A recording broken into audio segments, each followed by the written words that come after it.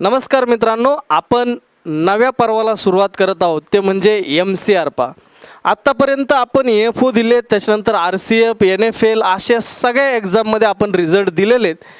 आता बऱ्याच जणांचं म्हणणं असं होतं की सर तुम्ही MCRची बॅच कधी लॉन्च करताय सर. याचं कारण असं की बरेच जण आपली जी ऑनलाईन बॅच घेतलेली त्या MCRला जे होते बरेच जण अंडर ग्रॅज्युएटकडे आपली बॅच ऑनलाईनच्या फॉर्मॅटमध्ये होती. त्यांचं ग्रुपवरती म्हणणं असं की सर निदान तुम्हाला बॅच नसन घ्यायची तर निदान MCRच्या पहिले 1-2 दिवस रॅपिड रिव्हिजन म्हणून MCQ तरी घ्या. कारण तुमचं कंटेंट पाहिल्यानंतर बऱ्यापैकी असं वाटतंय की तुम्ही क्वेश्चनच्या लेवलला जाऊ शकतात. मग त्याच्यानुसार म्हणण्याप्रमाणे आपण MCRचे रॅपिड रिव्हिजन आपण काय केले होते, लेक्चर्स घेतले होते यूट्यूबवरती लाईव्ह पाका. त्याच्यामध्ये तुम्ही अत्यंत उत्स्फूर्तपणे मला प्रतिसाद दिलता पा. याच्यामध्ये एक्सप्लेनेशन मी घेऊ शकलो नाही कारण याचं की लेक्चर खूप लेंदी बनलं असतं.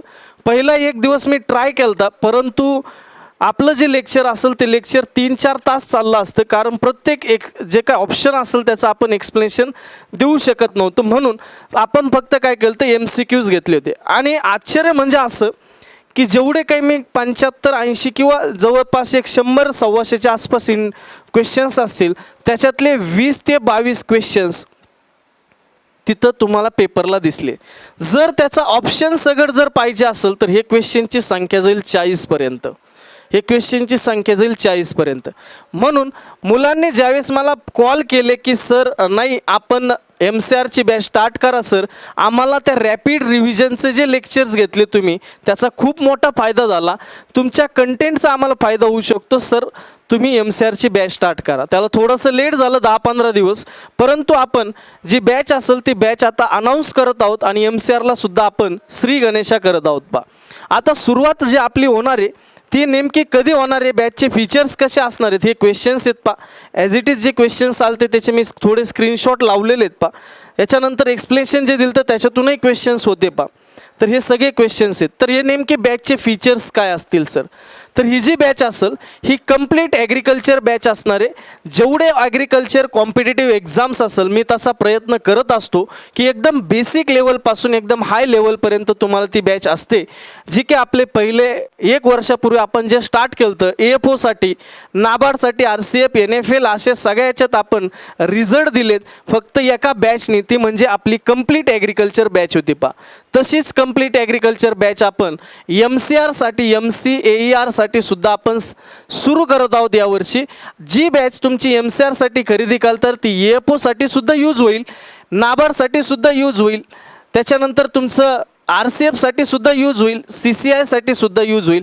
अशा प्रत्येक एक्झामसाठी तुम्हाला ती बॅच काय होईल तिथं यूज होईल. कारण ह्या 2 ॲड आत्ताच आलेल्या आहेत पा, ह्या 2 ॲड आत्ताच आलेल्या आहेत. तर ही अशी कंप्लीट बॅच असणार आहे ज्याच्यामध्ये सगळं ॲग्रिकल्चर तिथं समावेश असणार आहे. अजून काय असेल बॅचमध्ये सर, मेजर आणि मायनर सब्जेक्ट बऱ्यापैकी मागच्या वर्षी तुम्ही पाहिलं असेल, मागच्या वर्षीचा MCRचा पेपर या वर्षीचा पण असू द्या की आपण जे भ्रम असतो आपल्याला की सर कोणतीही ॲग्रिकल्चर एक्झाम पा, असा एक भ्रम निर्माण केलेला असतो की फक्त मेजर सब्जेक्टवरतीच क्वेश्चन्स येतात, मायनर सब्जेक्टवरती क्वेश्चन्स येत नाही. तर मायनर सब्जेक्टवरती सुद्धा आपल्याला क्वेश्चन्स दिसतात, हे लक्षात ठेवा. क्वेश्चन्स दिसतात याच्यात एक्सटेन्शन असेल, त्याच्यानंतर तुमचं जे काही सेरिकल्चर, ॲपिकल्चर असेल, इंजिनिअरिंग असेल, ॲग्रिकल्चर, हे असे पण सब्जेक्टमध्ये क्वेश्चन्स विचारलेले 7-7, 8-8 क्वेश्चन तुम्हाला तिथं दिसलेले आहेत. त्याचे मी एक्सटेन्शनचे सुद्धा पाठीमागच्या वर्षी 2 लेक्चर यूट्यूबला घेतलेले, ते पण पहा. कारण आपण जे देतो ते व्यवस्थित कंटेंट असते, क्वालिटी कंटेंट असते, त्या कंटेंटवरती भरोसा ठेवा. मेजर आणि मायनर सब्जेक्ट दोन्हीही कंप्लीट केले जातील. हे तुमचे प्रत्येक जे सब्जेक्ट असेल, मेजर बऱ्यापैकी सब्जेक्ट मी स्वतः शिकवल, मायनर सब्जेक्ट माझ्याबरोबर सतीश सर असतील, दोघं आम्ही ॲग्रिकल्चर MCRची बॅच तुमची कंप्लीट करणार आहोत. तर मेजर आणि मायनर सब्जेक्ट दोन्ही सुद्धा त्याच्यात कव्हर केलं जाईल. जसा सिलेबस तुमचा असेल MCRचा तशा प्रकारे ह्या सगळ्या गोष्टी तुम्हाला तिथं कंप्लीट केलेल्या दिसतील पा. याच्या पुढे गेल्यानंतर लाईव्ह प्लस रेकॉर्डेड लेक्चर तुम्हाला तिथं दिसतील. कारण बऱ्यापैकी जे MCR करणारे जे विद्यार्थी असतात ते विद्यार्थी कॉलेजला असतात, शेवटच्या वर्षाला असतात, त्याच्यामुळे त्यांचं टार्गेट हे जवळपास कॉलेज करून कंप्लीट करायचं असते. त्याच्यामुळे आपण हे लेक्चर जे असतील हे ऑनलाईन लेक्चर्स असतील, ऑनलाईन, कारण ऑफलाईन तर तुम्ही करू शकत नाही कारण कॉलेजला असतात तुम्ही त्याच्यामुळं. तर हे ऑनलाईन लेक्चर्स असतील, हे लेक्चर्स लाईव्ह प्लस रेकॉर्डेड फॉर्मॅटमध्ये तुम्हाला भेटतील. जर एखाद दिवशी जर समजा तुमचं कॉलेजचा टायमिंग चेंज झाला, लेक्चर इकडं होऊन गेलं, तुमचं ते लेक्चर जर बुडालं असेल तर ते लेक्चर जसं आहे तसंच तुमचं वर्षभराची जी व्हॅलिडिटी असेल, तुम्ही किती वेळेस ते लेक्चर पाहू शकतात, ते रेकॉर्डेड फॉर्मॅटमध्ये जसं आहे तसंच तिथं राहील. सर हे जे लेक्चर असेल हे लाईव्हचं जे टायमिंग आहे ते पण सांगतो, फक्त हे लक्षात ठेवा लेक्चर जे असतील लाईव्ह प्लस रेकॉर्डेड अशा दोन्ही फॉर्मॅटमध्ये लेक्चर्स तुम्हाला तिथं भेटून जातील. पुढं डेली लेक्चर चालतील का, तर डेली लेक्चर तुमचे असतील, फक्त त्याचा टायमिंग हा मॉर्निंग किंवा इव्हिनिंग असणार आहे.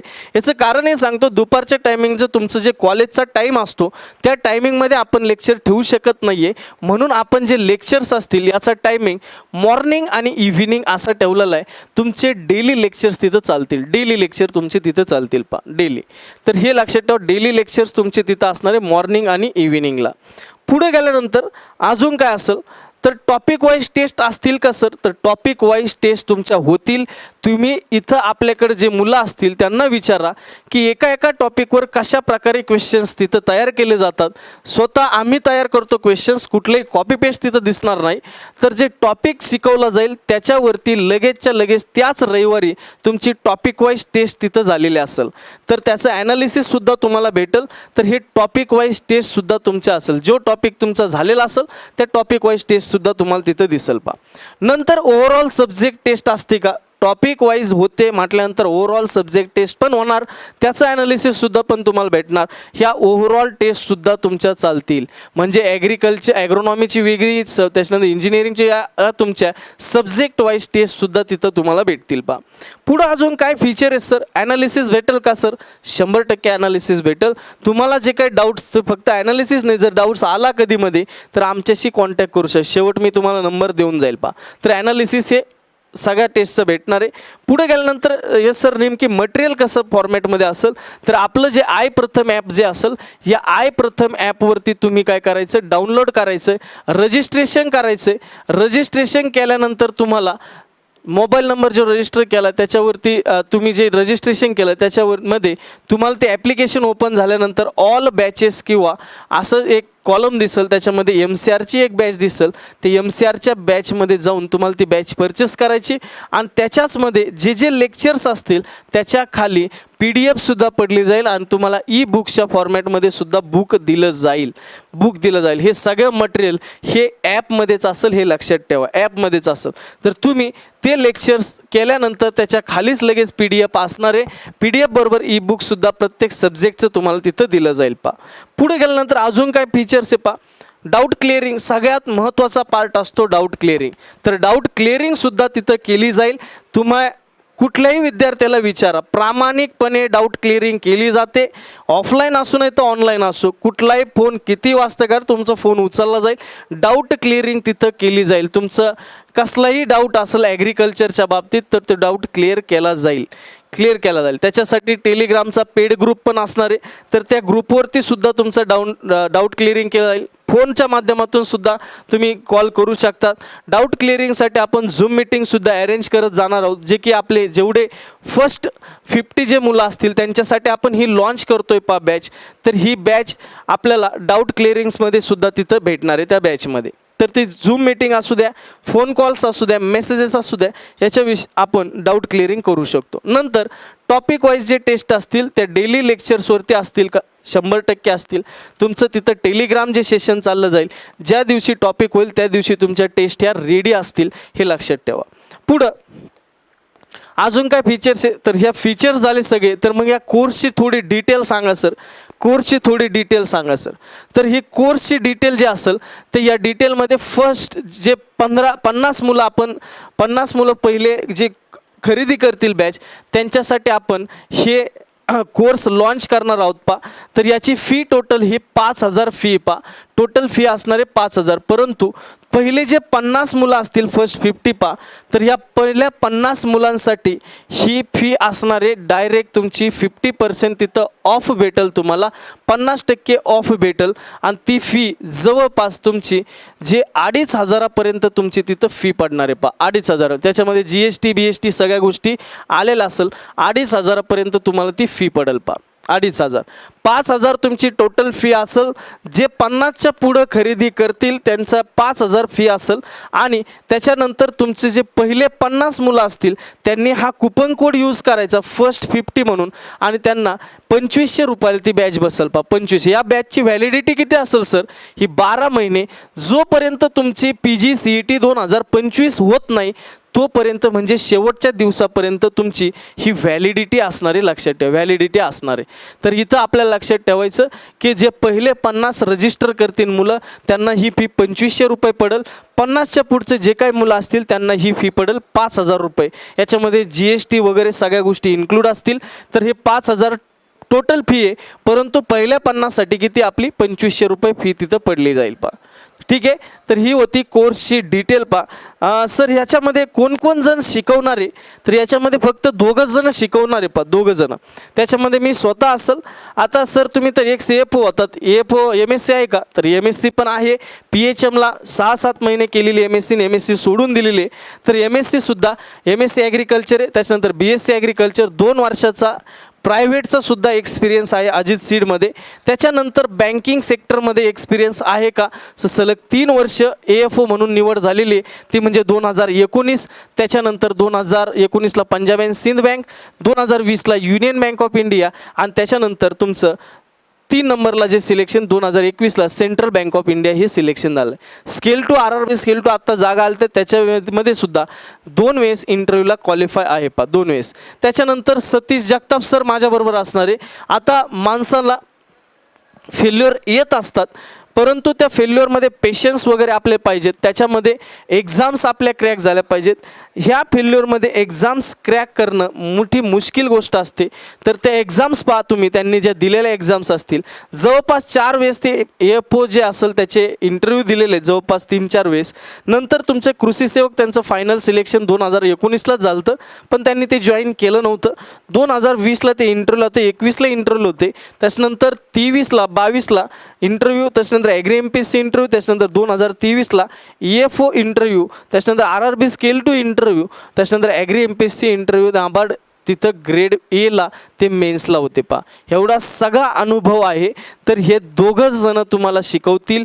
याच्यामध्ये 5-5, 6-6 शिक्षक शिकवणार नाही. अतिशय व्यवस्थितपणे तुमचा कोर्स कंप्लीट केला जाईल, कारण 1 वर्षाची तिथं व्हॅलिडिटी वेग चांगल्या प्रकारे असल्यामुळे तुम्हाला सिलेबस व्यवस्थितपणे तिथं क्लिअर केला जाईल याची गॅरंटी आमची. फक्त जे काही तुमचं प्रिपरेशन असेल, जे डेली टास्क तुम्हाला दिलं जाईल ते डेली टास्क तुमचं कंप्लीट करणं तुम्हाला गरजेचं आहे. तर ही जी बॅच असेल, ही बॅच सर कधी स्टार्ट होणार आहे? तर ही बॅच स्टार्ट होणार आहे 21 तारखेला तुमची ही बॅच स्टार्ट होते.